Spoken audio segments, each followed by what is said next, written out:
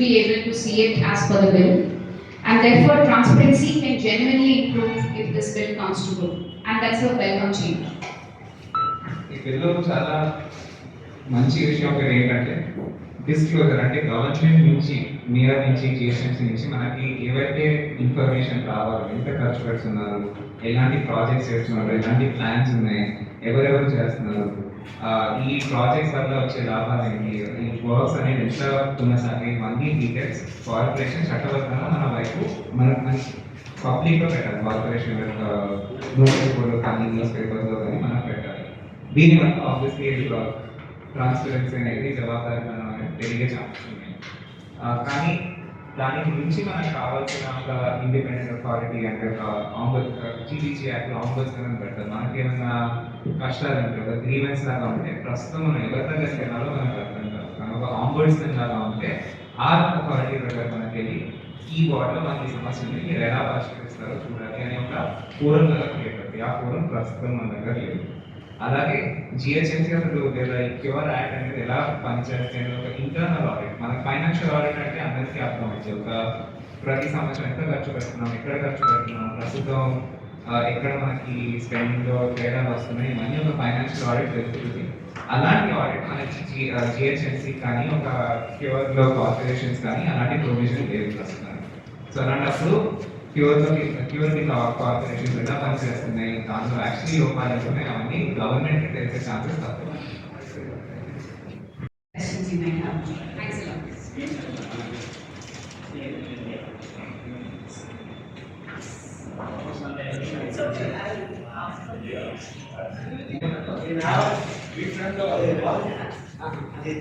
Yeah, I think it ideally should be extended because typically the consultation window was at least about 30 days, and in this case we did not have that option. So yeah, to make meaningful consultation projects, process is important. And not just expanding the window, we also strongly feel that the government needs to take effort in demystifying the act better for the citizens to engage. Because I mean, I think in the morning we just spoke about this, right? Like it's a 271 pages long act. It's very difficult for a common citizen to actually engage with the bill. So it is very important for the government to create simplified version of the bill and have consultative mechanisms also organized for citizens to contribute. But only then it will be a constructive process. And of course, the process of receiving the inputs also need to be simplified. The way it's currently managed, it's like there is a 500 words restriction, for example, in the online platform in which we can provide the comments, which is also not a great way. So generally, there is a need to strengthen the way consultation happens.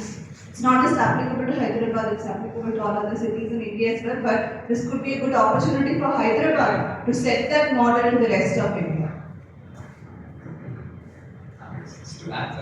The other issue is that the bill, the way it's constructed, the way it's bringing out new provisions, that it takes some time to understand what these provisions are, where they fit, who does it affect the most, and how should things change. So as city governance experts, we are bringing this from a city governance point of view. But somebody else, and many CSOs have actually spoken about this in terms of the need for it to be, climate change provisions, street vendor provisions, so many aspects that this bill touches. The bill, the way it's framed, the language, it's not very accessible. So if people have to really understand the bill first and then have to engage with it, it definitely needs more time. Along with all the measures that Lakshmana spoke about, I think the bill also needs to come out, the draft needs to come out in a few more languages that people actually speak on the ground. Otherwise, you're creating an English barrier, and most of the people who will be affected by this bill, who may have things to say, will not be. The Chief Secretary. Yes. With all the NGOs and other health participated in the meeting, have you given your suggestions or all? We have given our suggestions to the Chief Secretary. He's also been very responsive, not in that meeting, but we have emailed it to him and we are going to have a meeting with him. He's been very receptive, so we are hopeful that some of these will find into the final bill. Overall, if you see this man, easy take people friendly, easy take government friendly, or easy commission friendly. Overall, what do you think about this bill? difficult questions for us. I mean, if you were to reflect on the bill, then definitely there is a lot of power which continues to be vested with the commissioner. There is no enough empowerment of the corporations which are formed under the bill. I mean, this can actually be a good opportunity for us to strengthen local democracy. It is not right to have all the powers basically concentrated within the commission and not with the elected representatives and the elected council of the city. And even another nuance which we should probably take note in the bill is that it does create an apex governance council to ensure metropolitan planning and governance. But if you read the bill, it will actually show that even when an apex governance council has been prescribed by the bill, you will see several provisions where it will say the government should take decisions on various matters, should give description, should form different cells and committees. Then what is the purpose of the apex governance council if it is envisaged as a metropolitan authority for the city? So, like Anita and Shrikara was presenting, it's really important while it frames these different bodies and institutions. The clarity in the institutional role and responsibility is fundamentally missing in the bill, and that's, I mean, if the bill has to work, it has to become clear who will do what, right? And what is the staffing arrangement to ensure that it is able to deliver? What is there, like financing, budgets being allocated for these tasks? So unless these aspects are not clear, the bill cannot fundamentally work. And another aspect is also that, I mean, I'm just reiterating the important aspect because the position that we are coming from is also to make sure that the bill is capable to deliver what it is intended. So there is intent, but these aspects need to be bolstered. Another key aspect is also to have timelines specified and not leave everything to executive decisions. There are about 200 plus provisions, actually 700 odd provisions, which basically says that the state government may prescribe rules. Even when new committees and cells are formed, the basic fundamental details as to what should be the composition, even as basic as that, is left to executive decision. It's rule dependent basically, which can't be the case, right? So, yes. Other cities of the world actually do. A local mayor or even your sanitary inspector, what we think is if you as a neighborhood should get a report card, right? Ideally, it should be public. These were my goals and this is what I did during the month. And today that accountability at a local level is missing, which is what Vachana was saying. If it's not an elected representative who's answerable to you, how can you ask them questions? Today, I cannot go ask my commissioner anything because he can be transferred. I am not his boss. But an elected representative, I can still ask them some questions, right? So that's why we believe that layer needs to be strengthened in the bill. The progressive provisions it has enabled, it is trying to enable through this bill. Very simply, all of you work for different organizations. You all know what your role is, you know what you have to deliver, what your targets are, your bosses know what the revenue goals are. A city is just that in a very big way, right? A city has to have its own revenue. A city has to have people who lead it, people who do the strategy, people who execute it on the ground, up till the bottom level. And then there has to be a feedback mechanism which tells you whether it's working or not working. So today we feel the software is a little bit missing. We don't know, like Vachana said, in terms of who's going to do what, the role clarity is not there, and the coordination mechanisms, whether it's horizontal or vertical coordination and solve our daily problems, it has to be especially clear. You have gone through the development, so you think in a pro-people or anti-people? I think the intent behind the bill is definitely pro-people. Whether it is, even transparency measures which you saw, those are all new measures. The measures which Vachana spoke about are all pro-people. We actually don't doubt the intent. It's definitely progressive. It's the first time.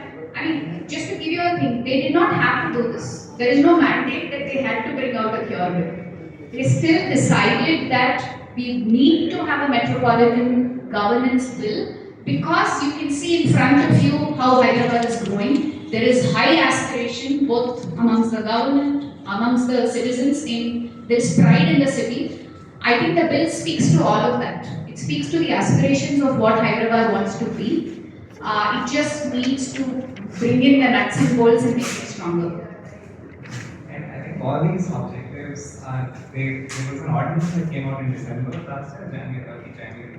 And all of these statements are like given. Like there's no reason for us to doubt that their motivations behind the bill are anything but pro people, pro aspirations behind the thing. So this is not, I don't think we can doubt it over there. Can I just say first? Yes.